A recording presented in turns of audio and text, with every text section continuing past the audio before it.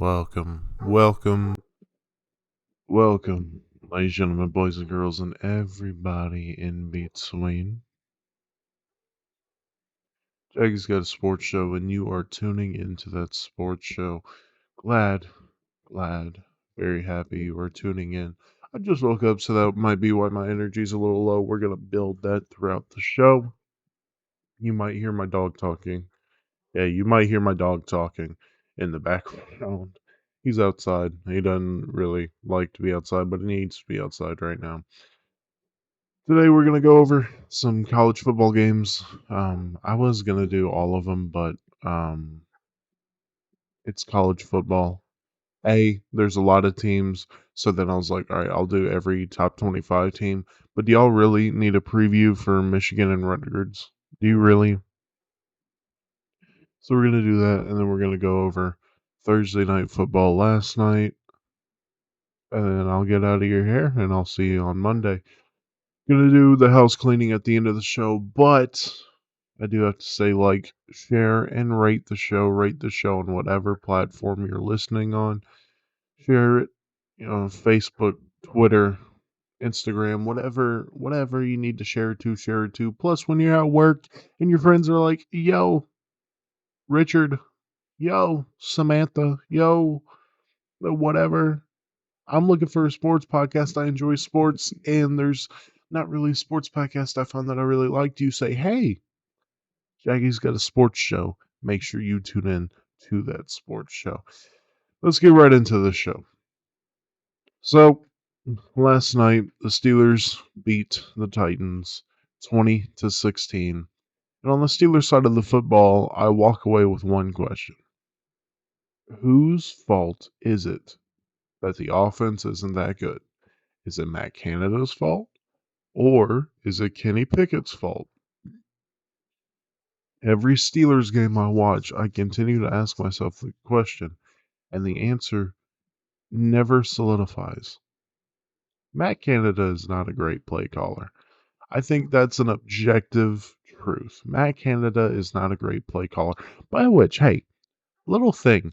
What was Kirk Herbstreit's deal last night with Matt Canada? What was going on there? If you don't know what I'm talking about, every time a Steelers player dropped a pass, every time Kenny Pickett missed a throw, every time something like that happened, Kirk Herbstreit was like, see, it's easy to blame Matt Canada. It's easy to blame Matt Canada, but when this happens, I mean, why are we all blaming Matt Canada when this is happening? It's very easy to do that. Matt Canada is, oh, look at this. That's brilliant, but Matt, what are you doing? What are you doing? It was so weird that every time the Steelers had some level of poor execution, Matt Canada would just get on his knees or Kirk Herbstreit would get on his knees for Matt Canada. But objective truth, Matt Canada is a bad play caller. However, Kenny Pickett misses a lot. And I do mean a lot. Most notably, I think it was like 3rd and 4. George Pickens ran a little crosser, right? A little 5-yard crosser. I believe that's what the route's called. Open, dude. Why it couldn't be more open. Waffle House type open, right? And then 50 yards of just clean grass and clean turf in front of him. And Kenny Pickett just misses him, dude. Just misses him. And you're sitting there like, what? Kenny. I'm a Titans fan, so I laughed a little bit. But the football fan of me was like, Kenny, what are we doing, Kenny? And that wasn't the last time. He missed so many. I wish I would stop yawning. He missed so many.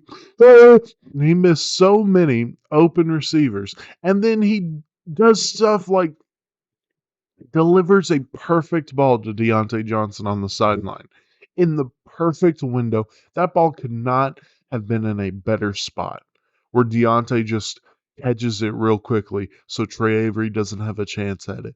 He throws those, oh my fucking God, he throws those balls and you're like, Kenny has some talent. And then you look at the rest of the game and you're like, does Kenny have some talent?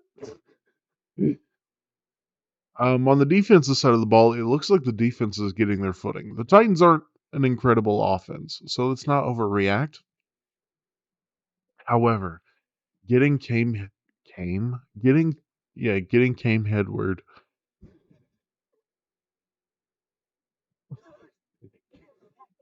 Headward, nice. Getting Cam Hayward back in the middle of that defensive line. My fucking God, can you stop? Damn, that is actually starting to piss me off. Getting Cam Headward. Yeah, we'll just go with it. Back in the middle of that defensive line. It's very, very, very, very nice. It looks like the Steelers' defense is going to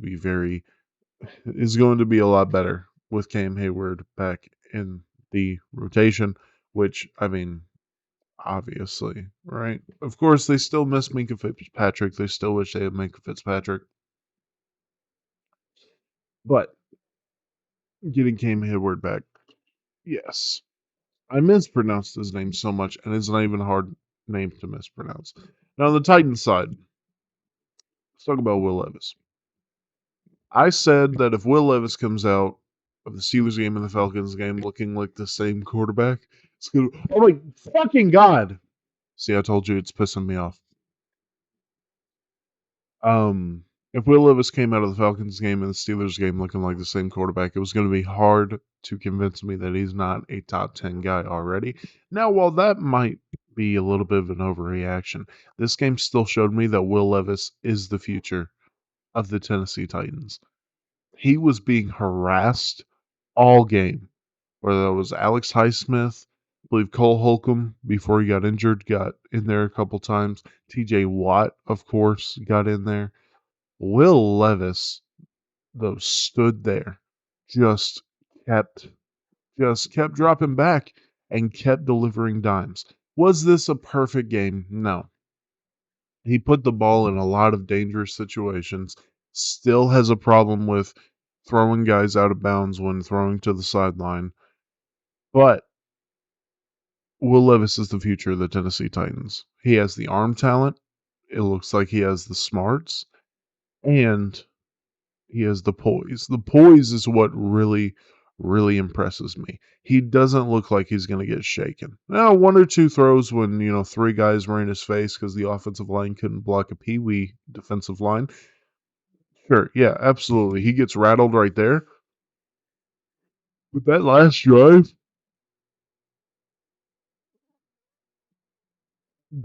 drive, no shake, dude. And he was throwing the ball with, with it was just beautiful to see. It was just beautiful, beautiful, beautiful to see. The offensive line performed exactly how I would. The only thing, what? The offensive line performed exactly how I thought it would. The only thing I wasn't expecting was every offensive lineman go down. I believe Andre Dillard went down for a bit. Daniel Brunskill went down for a bit. Skronk went down for a bit. I don't think Brewer did, but NPF went down for a bit. Like every offensive line. And that's another thing to Will Levis's credit. Will Levis had to face that defensive line with an offensive line who was blocking horribly and also an offensive line that was dropping like flies. Now, a lot of those guys came back in, but you get my point. Now, the Titans defense.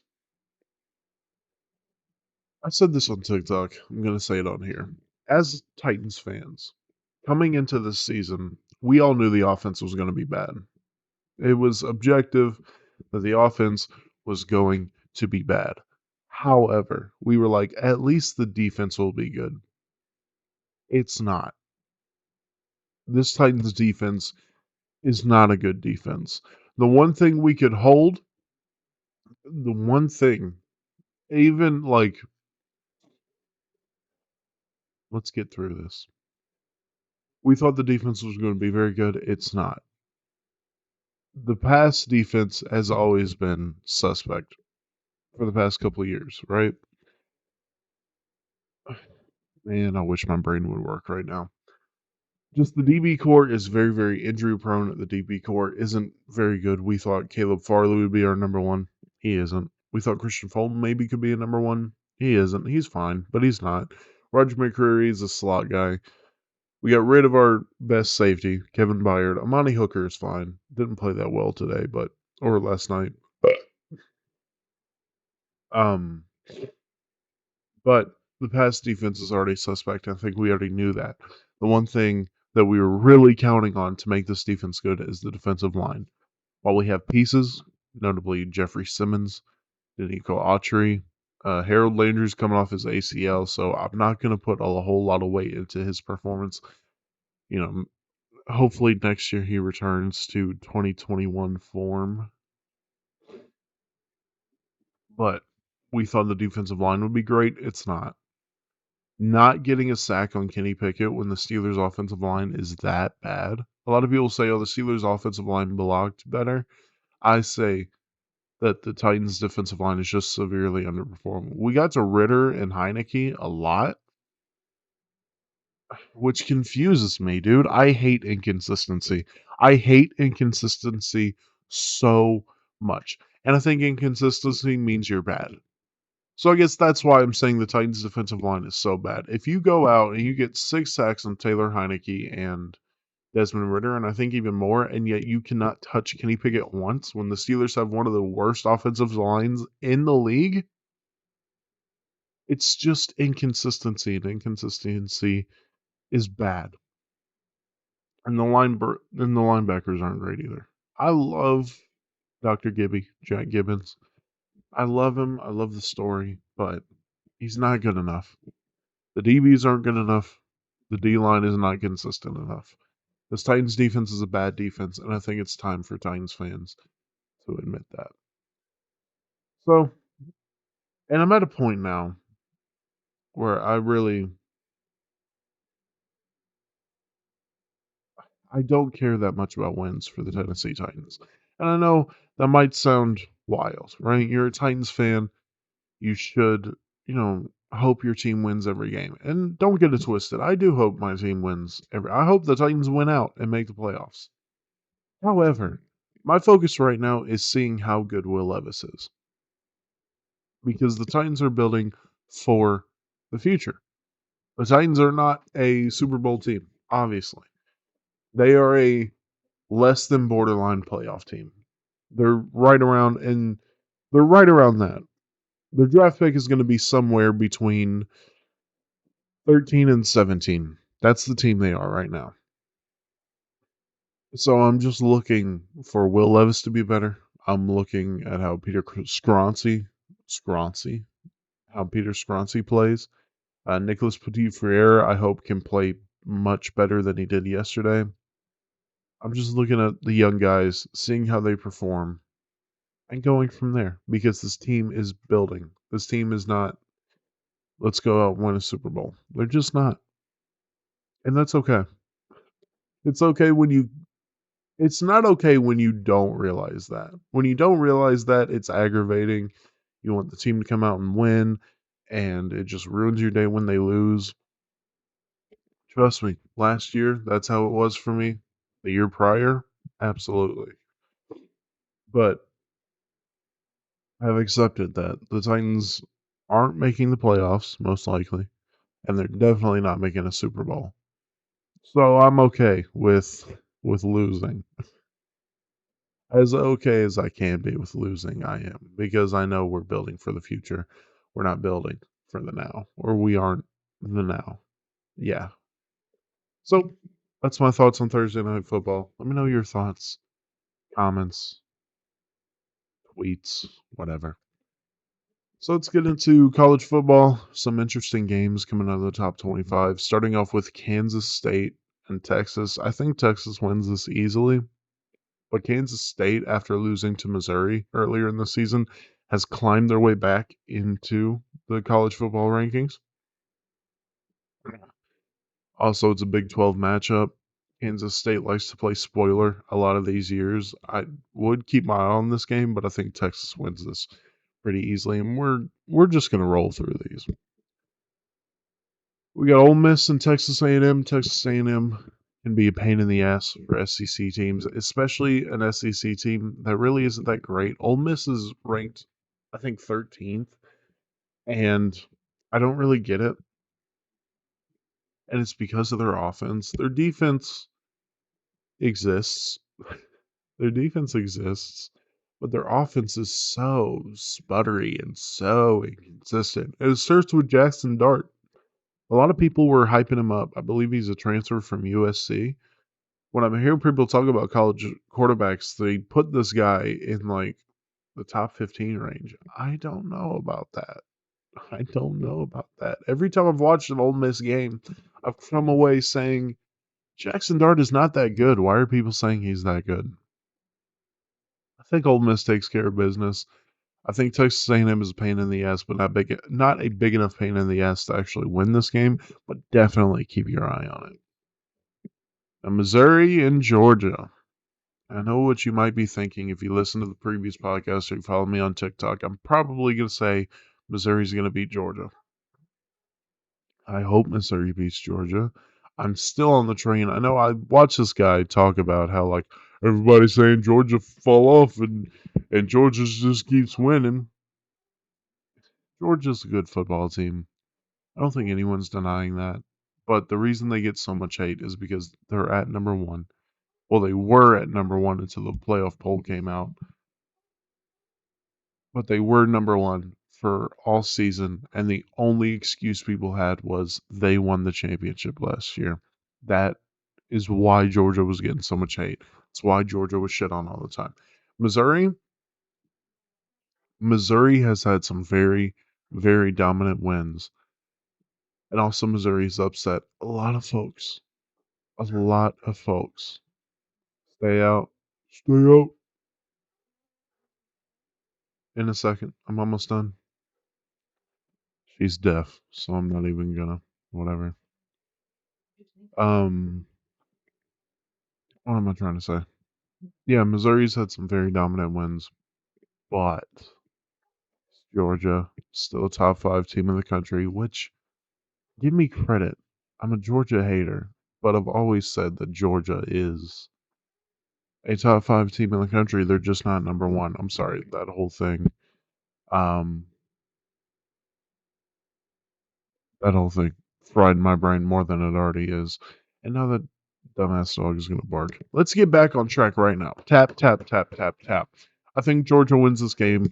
I think Missouri is gonna put up a very good fight, but I think Georgia will pull off in the fourth quarter and take care of business. Now Washington is facing USC, and I think Washington should blow USC out of the water. The issue is Washington has been a very, very shaky team for the past couple of weeks. You know, they beat Oregon and they seem to lost a lot of their moxie. I still think they have a good defense, which USC doesn't.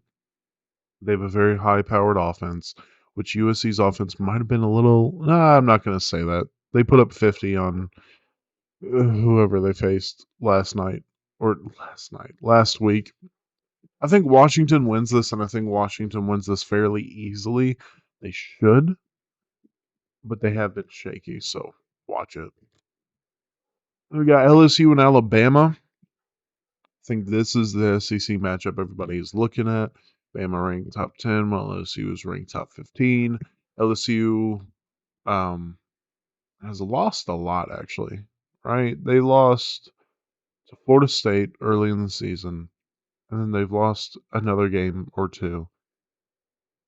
But they have the chance to take it back, and I think they do. I think you need a good offense to compete with a team like LSU. LSU is a very explosive offense, including, I believe, the Heisman favorite in Jaden Daniels at quarterback, who is very, very good. And Bama just doesn't have the offense to keep up with LSU. They got a good defense, but LSU also has a pretty good defense.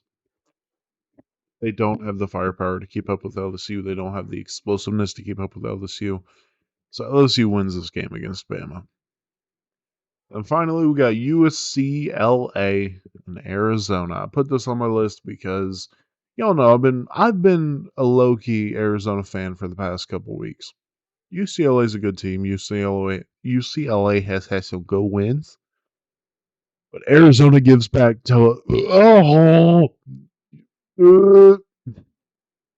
Arizona gives Pac-12 team. I said it right. Why am I like pausing? Arizona gives Pac-12 teams issues. They gave Washington issues. They gave USC issues.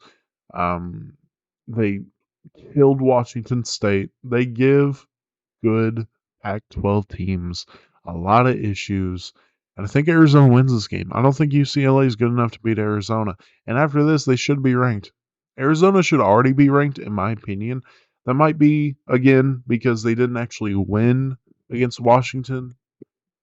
Or, yeah, they didn't actually win against Washington or USC. But I think they beat UCLA, and they are finally ranked. That's the show, ladies and gentlemen, boys and girls, and everybody in between. Follow me on Twitter at JJSR615. Follow the show's Twitter at Jackie's Show. Follow me on TikTok, Jackie Boy Sports. Watch on YouTube, Jackie's Got a Sports Show. You know how to find it. Email me question, comments, concerns, whatever. OldJackieBoy1021 at gmail.com. That is OLE, JackieBoy1021 at gmail.com. And that's about it, ladies and gentlemen, boys and girls. Jackie's Got a Sports Show. You just tuned into that sports show, and I will see you all on Monday. Kisses, hugs, all that.